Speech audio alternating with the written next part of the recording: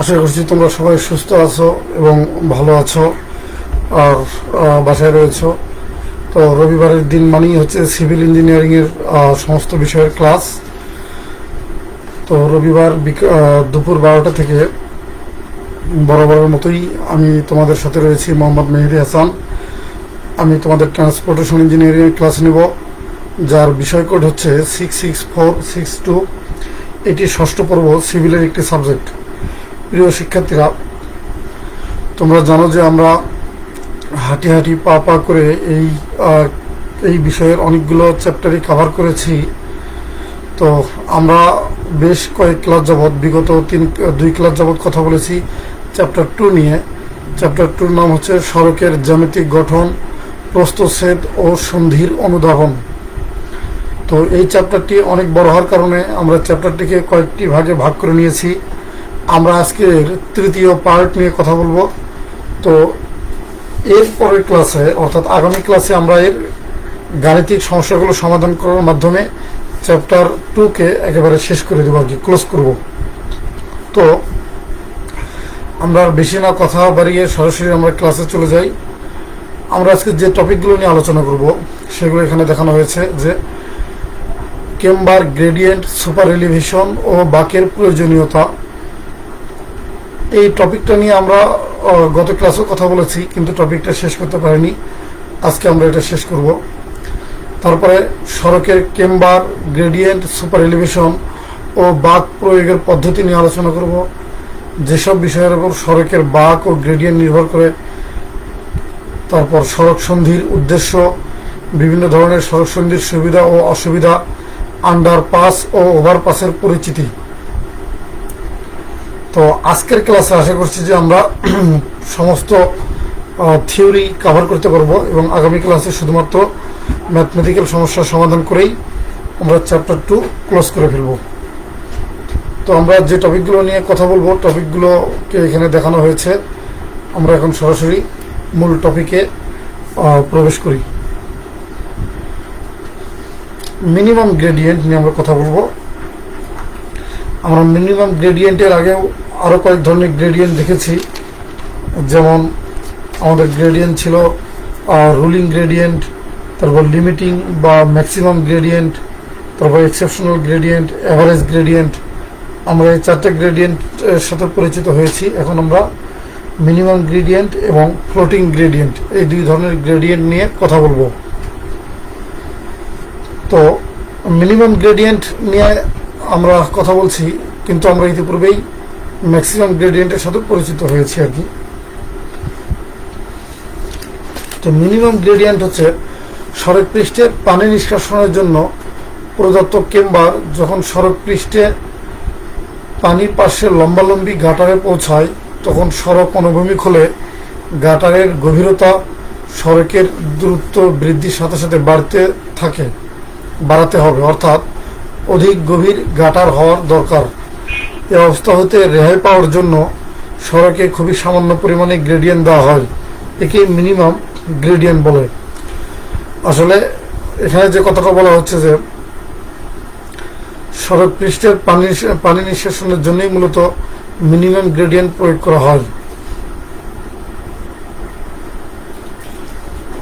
Minimum gradient প্রয়োগ না করা হলে একসময় কি হবে, গাটারের গভীরতা অনেক বেড়ে যাবে। তো গাটারের গভীরতা যেন অনেক বেড়ে না যায়, এজন্য একটি খুব কম পরিমাণ হলেও একটি গ্রেডিয়েন্ট বা ঢাল বজায় রাখা হয়, যেন গাটারের গ্রেডিয়েন্টটা খুব বেশি না হয়।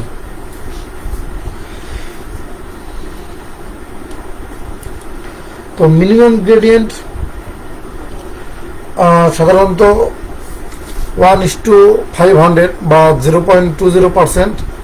এটা হচ্ছে পাকা ড্রেনের জন্য, এবং কাঁচা ড্রেনের জন্য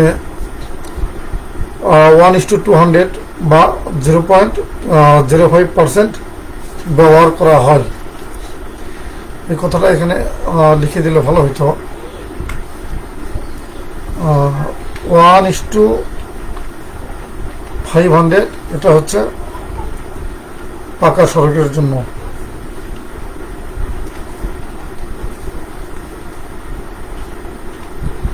পাকা সড়কের জন্য 1:500, আর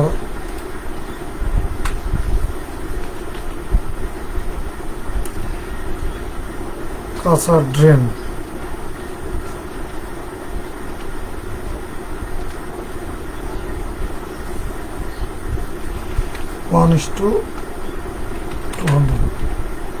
সরি, এখানে সড়ক না, এটা ড্রেন হবে আর কি।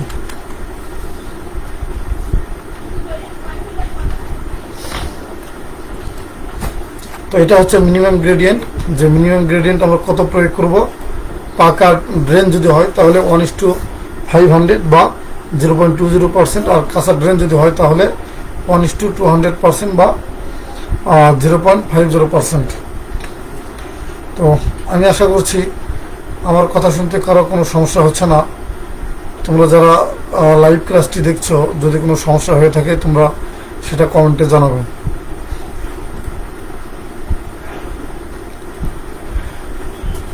ফ্লোটিং গ্রেডিয়েন্ট, সড়কে যে পরিমাণ নিম্নমুখী গ্রেডিয়েন্ট প্রয়োগ করলে ওই সড়কে নির্দিষ্ট গতিবেগের কোনো গাড়ি প্রবেশ করে ব্রেক বা ইঞ্জিন শক্তি ব্যবহার না করে একই গতিবেগে গ্রেডিয়েন্ট এলাকা অতিক্রম করতে পারে তাকে ফ্লোটিং গ্রেডিয়েন্ট বলে। ফ্লোটিং গ্রেডিয়েন্ট বা এটাকে বাংলায় বলা হয় ভাসমান গ্রেডিয়েন্ট আর কি। তো ফ্লোটিং গ্রেডিয়েন্ট হচ্ছে এমন একটি গ্রেডিয়েন্ট যে এই গ্রেডিয়েন্ট বা এই ঢাল পার হইতে যদি অতিরিক্ত কোনো ইঞ্জিন শক্তি ব্যবহার করতে না হয় অথবা অতিরিক্ত কোনো ব্রেক চাপতে না হয়, এই অবস্থায় যে ঢালটা অতিক্রম করা যায় এই ঢালই হচ্ছে ফ্লোটিং গ্রেডিয়েন্ট। অর্থাৎ ফ্লোটিং গ্রেডিয়েন্ট হচ্ছে খুব কম পরিমাণে একটি নিম্নমুখী ঢাল।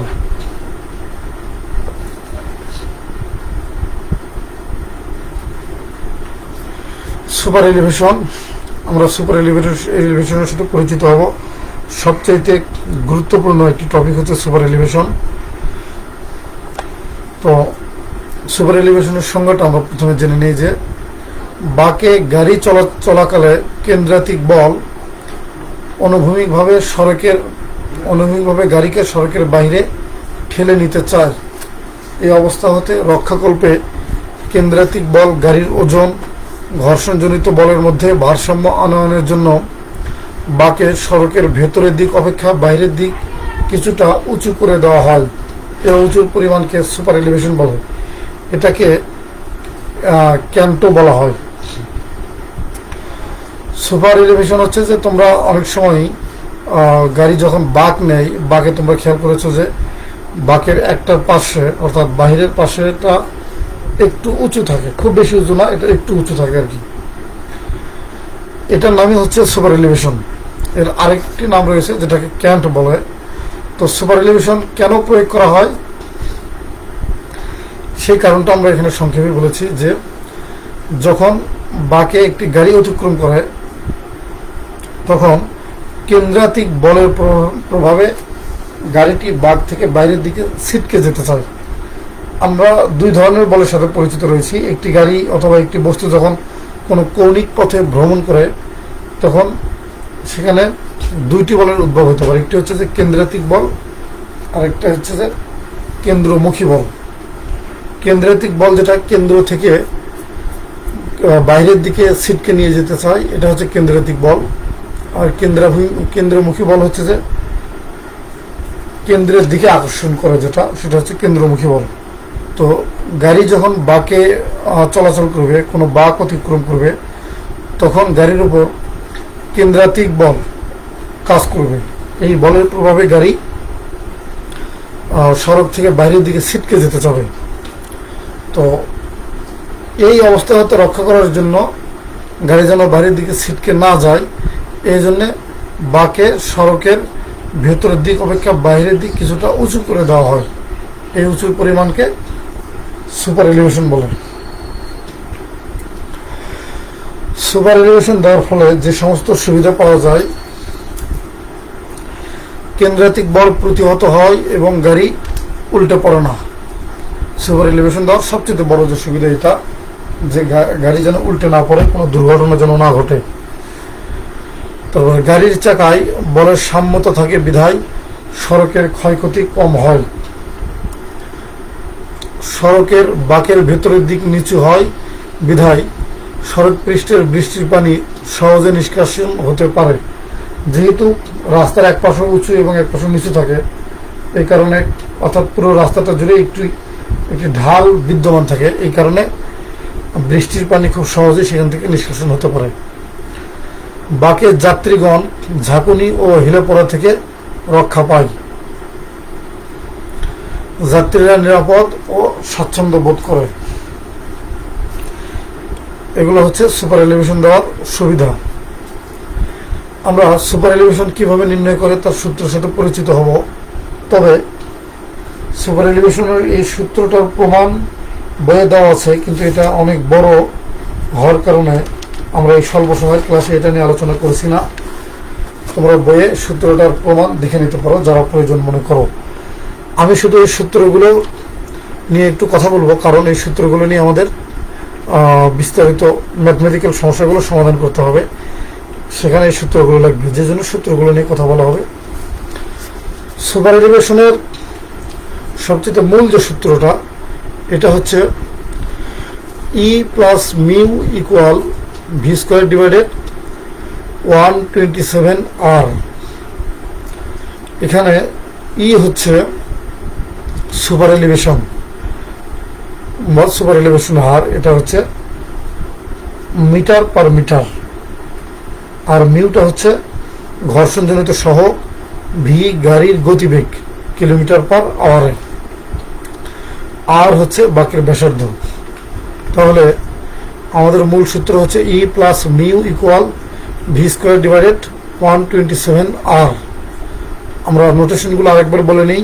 ই হচ্ছে সুপার এলিভেশন, মিউ হচ্ছে ঘর্ষণ সহগ, ভি হচ্ছে গাড়ির গতিবেগ কিলোমিটার পার আওয়ার, আর 127 এটা তো একটা নিউমেরিক্যাল ভ্যালু, আর হচ্ছে বাকের ব্যাসার্ধ মিটারে। যদি ঘর্ষণজনিত সহগ বিবেচনা করা না হয় তাহলে E equal V square divided 127 আর। আচ্ছা, আমি মাউসের কার্সরটা একটু বড় করে নিই যেন তোমাদের বুঝতে সুবিধা হয়।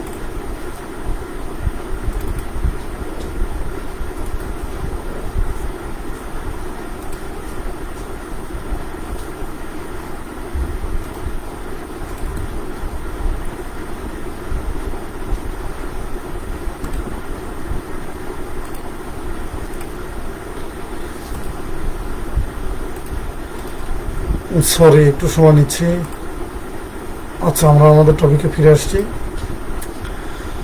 যদি ঘর্ষণজনিত সহগ বিবেচনা না করা হয়, এখানে ঘর্ষণজনিত সহগ বোঝানো হচ্ছে যে মিউ, যদি মিউটাকে বিবেচনা করা না হয় তাহলে আমাদের সূত্রটি কেমন দাঁড়ায়? শুধু মিউটুকু বাদ দিলেই হচ্ছে E equal V square divided 127 R. এখানে ইর সাথে আমরা পরিচিত হয়েছি। ই হচ্ছে সুপার এলিভেশন, ভি গাড়ির গতিবেগ, আর আর হচ্ছে বাকির ব্যাসার্ধ। যদি কোনো কারণে সুপার এলিভেশন প্রয়োগ করা না হয় সেক্ষেত্রে, অর্থাৎ ইটাকে যদি আমরা বাদ দিই তাহলে মিউ সমান ভি স্কোয়ার ডিভাইডেড 127 আর। এখানে মিউ, ভি স্কোয়ার এবং আর এগুলোর সাথে আমাদের পরিচয় হয়েছে অলরেডি, তো আরেকবার বলে নিই। মিউটা হচ্ছে ঘর্ষণ সহগ, আর ভি হচ্ছে গাড়ির গতিবেগ, আর বাকির ব্যাসার্ধ। তো যদি সড়কে মিশ্র যানবাহন চলাচল করে তাহলে গাড়ির গতিবেগ ডিজাইন গতিবেগের 75% ধরা হয়। অর্থাৎ এক্ষেত্রে আমরা কি করব, ভিটাকে শুধু ভি না বসায় কি করব, 0.75 ভি বসাবো। অর্থাৎ তাহলে আমাদের সূত্রটি দাঁড়াবে ই সমান 0.75 ভি স্কোয়ার ডিভাইডেড 127 আর।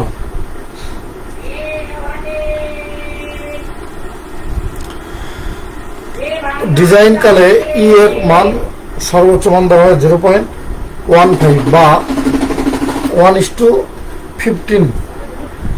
এটি একটি গুরুত্বপূর্ণ মান, বিশেষ করে অঙ্ক করতে গেলে আমাদের এটা লাগবে যে ইর মান কোনো ক্রমেই 0.15 অতিক্রম করবে না। এটাকে আমরা অঙ্ক করার সময় আমরা চেক দিব যে আমাদের যত সুপার এলিভেশন বের হলো সেটা সেই সাপেক্ষে ইর মান আবার 0.15 বেশি হয় কি না, এটা আমরা অঙ্ক করার ক্ষেত্রে চেক দেবো, যে কারণে এই ভ্যালুটা আমাদের মনে রাখা গুরুত্বপূর্ণ। তোমরা নোটেশনের সাথে অলরেডি পরিচিত হয়েছি, তারপরে নোটেশনগুলো আরেকবার চোখ বুলিয়ে নিই। ই হচ্ছে সুপার এলিভেশনের হার মিটার পার মিটার, ভি হচ্ছে গাড়ির গতিবেগ কিলোমিটার পার আওয়ার, মি হচ্ছে ঘর্ষণজনিত সহগ, যেহেতু সহগ এই কারণে এর কোনো একক হয় না, আর বাকের ব্যাসার্ধ মিটার, আর পি হচ্ছে কেন্দ্রাতিক বল কেজি। বাঁক, আমরা বাঁক নিয়ে কথা বলবো। উলম্ব বা অনুভূমিক তলের দুটি সরল সড়ক কৌণিকভাবে মিলিত হলে নিরাপদ ও সহজ গমনাগমনের জন্য মিলনস্থলে পরস্পরকে বৃত্ত বা অধিবৃত্তের যে চাপের মাধ্যমে সংযোগ করা হয় তাকে বাঁক বলে। বাঁক নিয়ে তোমরা সার্ভিংয়ে অনেক বেশি পড়াশোনা করেছো, বিশেষ করে তোমাদের সার্ভিং 3 মনে হয় পুরোটা শুধু বাঁক নিয়েই ছিল। তো যে কারণে আমার মনে হয় যে তোমরা সবাই বাঁক সম্পর্কে অনেক কিছু জানো। আমরা এখানে অত বিস্তারিত আলোচনা করবো না, বাঁক নিয়ে শুধু অল্প একটু কথা বলবো। বাঁক হচ্ছে দুটি সরল সড়ক, অর্থাৎ দুটি সোজা সড়ক যেখানে মিলিত হয় সেখানে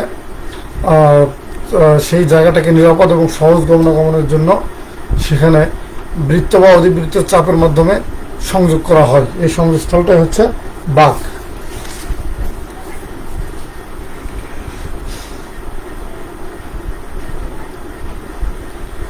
বাঁকের প্রয়োজনীয়তা, বাঁকের অনেকগুলো প্রয়োজনীয়তা রয়েছে, যে হঠাৎ দিক পরিবর্তনে অসুবিধা দূর করার জন্য, সহজে দিক পরিবর্তনের সুবিধা দান করার জন্য, তারপর দিক পরিবর্তনের যাত্রীদের আরামপ্রদ ভ্রমণ ও নিরাপদ করা, গাড়িকে দিক পরিবর্তনের দুর্ঘটনার হাত থেকে রক্ষা করা, দুটি অনুভূমিক তলের দুটি সড়ককে সংযোগ দেওয়া, সড়কের দৈর্ঘ্য কমানো।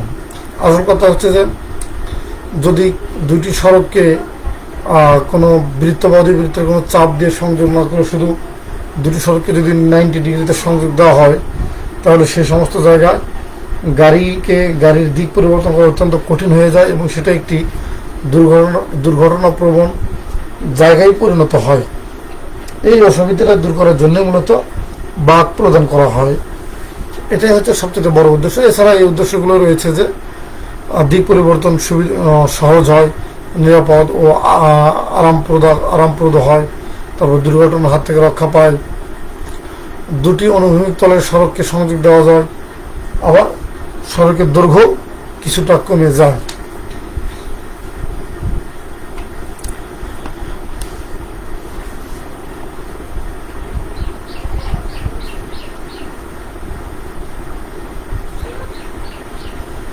সড়কে বাঁক প্রয়োগের পদ্ধতি আমরা দেখছিলাম। বাঁকের প্রকারভেদ, 2 প্রকারের বাঁক, মূলত 2 প্রকারের বাঁক।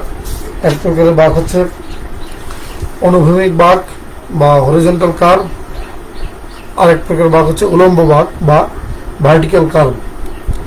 তো জ্যামিতিক, এটা হচ্ছে অবস্থান অনুযায়ী 2 প্রকার, অনুভূমিক বাঁক এবং উলম্ব বাঁক, এটা হচ্ছে অবস্থান অনুযায়ী। এছাড়া জ্যামিতিক আকৃতি অনুযায়ী, অর্থাৎ দেখতে কেমন, এ অনুযায়ী বাঁক 3 প্রকারের হয়। একটি হচ্ছে বৃত্তাকার বাঁক হয়, অধিবৃত্তাকার বাঁক হয় এবং ক্রান্তি বাঁক হয়। আমরা ক্রান্তি বাঁক নিয়ে একটু কথা বলি, খুব গুরুত্বপূর্ণ একটি সংজ্ঞা ক্রান্তি বাঁক।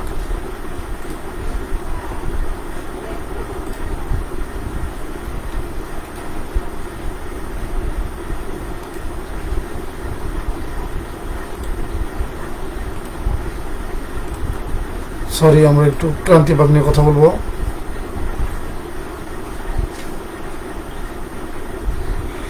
ক্রান্তি বাঁকের সংজ্ঞা হচ্ছে অনুভূমিক তলে সহজে দিক পরিবর্তনের জন্য সড়কের সরল অংশ ও বৃত্তাকার বাঁকের বা যৌগিক বা বিপরীতমুখী বাঁকের দুবৃত্তের মাঝে পরিবর্তনশীল ব্যাসার্ধের যে অধিবৃত্তাকার বাঁক স্থাপন করা হয় তাকে ক্রান্তি বাঁক বলে।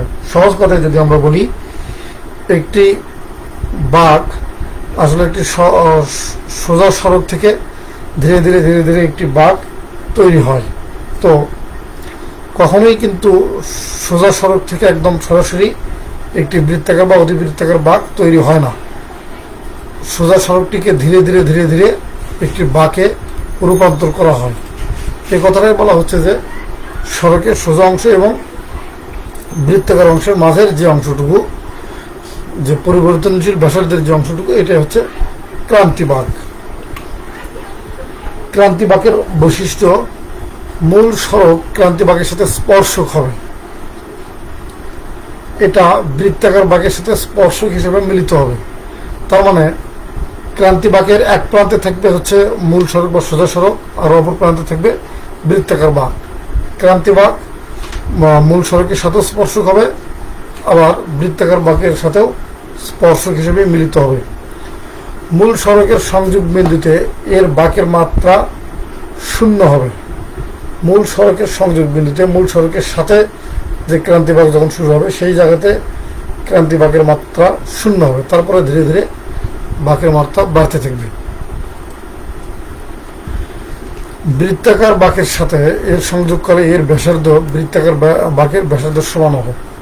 যখন বৃত্তাকার বাঁকে সংযোগ করা হবে তখন বৃত্তাকার বাঁকের ব্যাসার্ধ এবং ক্রান্তিকার বাঁকের ব্যাসার্ধ সমান হবে। এর বাঁকের মাত্রা বৃদ্ধির হারের সাথে সাথে সুপার এলিভেশনের বৃদ্ধির হার সমানুপাতিক হবে, অর্থাৎ বাঁক যত বাড়বে সুপার এলিভেশনের মাত্রা তত বাড়বে। এর দৈর্ঘ্য এমন হবে যেন বৃত্তাকার বাঁকের সংযোগ বিন্দুতে পূর্ণ সুপার এলিভেশন প্রাপ্ত হয়, অর্থাৎ বৃত্তাকার বাঁকের যেখানে শুরু হবে তখন ফুল সুপার এলিভেশন, পূর্ণ সুপার এলিভেশন দিতে হবে।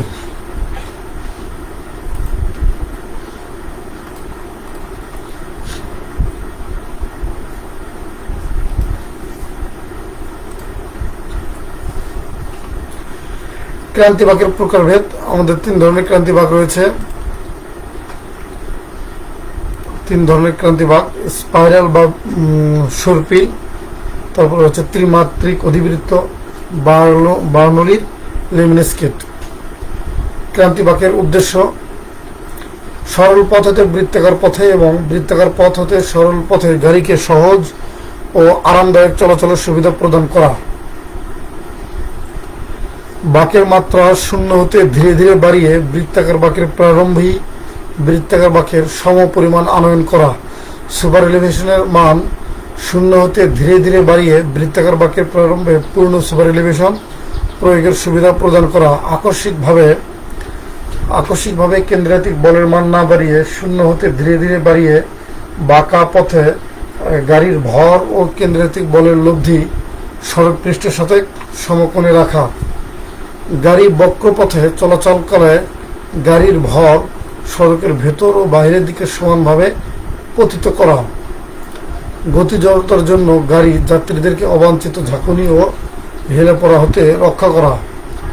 বক্রপথে চলাচলকালে গাড়িকে দুর্ঘটনার হাত হতে রক্ষা করা। আকস্মিক দিক পরিবর্তনের কারণে সড়কে মাত্রাতিরিক্ত ইম্প্যাক্ট হওয়া থেকে রক্ষা করা। বাঁকে গাড়ির গতি মন্থর না করে স্বচ্ছন্দে গাড়ি চালানোর সুবিধা প্রদান করা।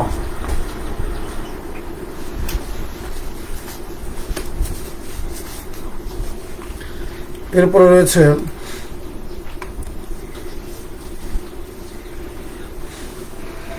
আমরা একটু কেম্বারের বিষয়টা স্কিপ করে আসছি, তো আমরা একটু কেম্বার নিয়ে কথা বলবো।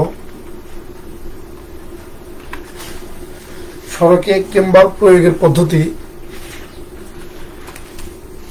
কেম্বারের প্রয়োগের পদ্ধতি এখানে আসলে চার ধরনের কেম্বারের কথা বলা হচ্ছে, যে ব্যারেল কেম্বার আবার দুই ধরনের হয়, অধিবৃত্তীয় কেম্বার, উপবৃত্তীয় কেম্বার, ঢালু কেম্বার, মিশ্র কেম্বার, বিসেন কেম্বার। তো আমরা দুই ধরনের কেম্বার নিয়ে কথা বলবো, একটা হচ্ছে অধিবৃত্তীয় কেম্বার আর একটি হচ্ছে ঢালু কেম্বার। এই দুই ধরনের কেম্বারে নিয়ে মোটামুটি কিছু অঙ্ক আছে, আমরা সেগুলো সমাধান করবো পরের ক্লাসে। অধিবৃত্তীয় কেম্বার হচ্ছে এই ধরনের কেম্বার প্রয়োগ করলে পৃষ্ঠদেশের মধ্যাংশ অনেকটা চেপটা এবং প্রান্তীয় অংশদ্বয় কিনারার দিকে ঢালু হয়। এ ধরনের কেম্বার দ্রুতগামী যানবাহন চলাচলের জন্য খুবই উপকারী। এই কেম্বারের ক্ষেত্রে ক্রাউন বরাবর অঙ্কিত অনুভূমিক রেখা হতে অধিবৃত্ত পর্যন্ত অফসেট নিচের সূত্রের সাহায্যে নির্ণয় করা যায়।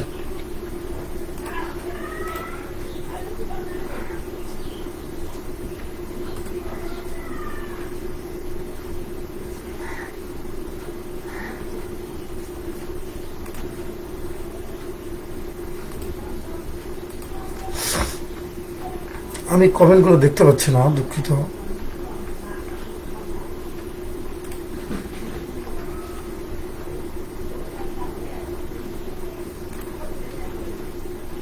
আমার এতক্ষণ ফ্যান চলছিল, যে কারণে ফ্যানের একটি শব্দ মনে হয় খুব ডিস্টার্ব তৈরি করেছে। এটা আমার মাথায় ছিল না, আমি আন্তরিকভাবে দুঃখিত।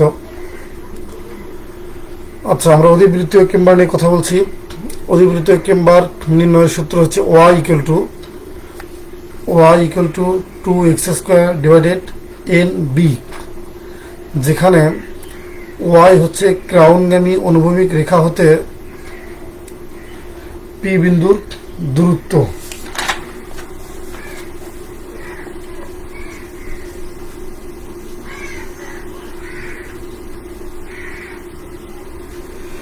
ক্রাউনগামী অনুভূমিক রেখা হতে P বিন্দুর দূরত্ব, অর্থাৎ এই যে এই দূরত্বটা, এটা হচ্ছে y। এটা একটু এখানে লিখে দিই, যদি একটু সময় লিখবে, এই জন্য একটু সময় নিচ্ছি, সরি।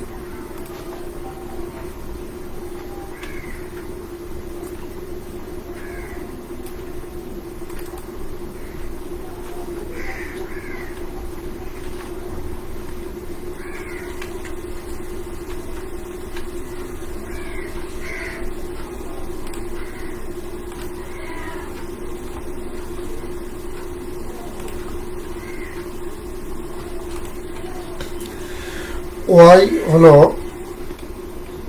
এই এই যে অনুভূমিক রেখা, এই অনুভূমিক রেখা থেকে এই পি বিন্দুর যে দূরত্ব, এটা হচ্ছে ওয়াই।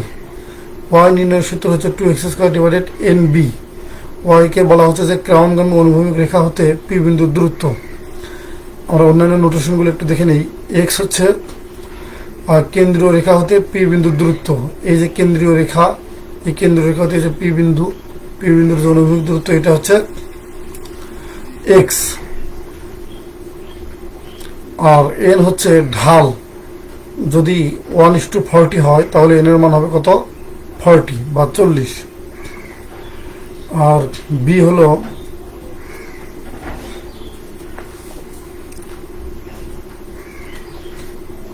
হলো পুরো সড়কের, আমাদের পুরো যে সড়ক আছে, এই সড়কের পুরোটার প্রস্থ হচ্ছে বি।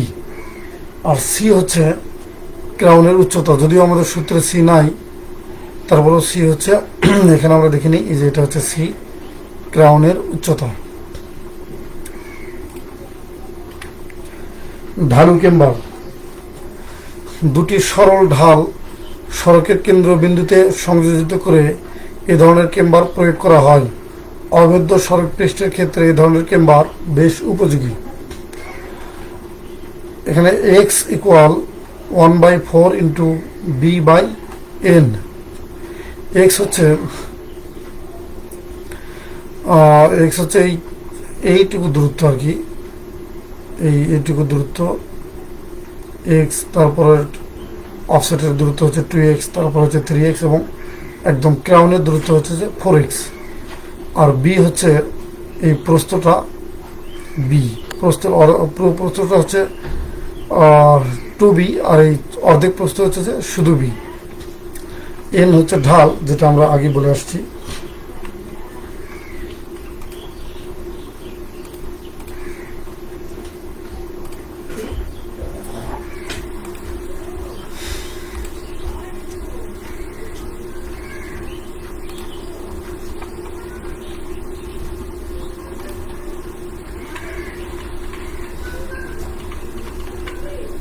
তো প্রিয় শিক্ষার্থীরা, তোমরা এই ভিডিওটি যদি আবার পুনরায় দেখতে চাও, তাহলে দক্ষতা বাতায়ন অথবা www.skill.gov.bd এই ঠিকানা ভিজিট করে পুনরায় দেখতে পারো। আর সবাই বাসায় থাকো, নিরাপদে থাকো। সবাইকে আন্তরিকভাবে ধন্যবাদ জানিয়ে আমার ক্লাসটি এখানে শেষ করছি। আল্লাহ হাফেজ।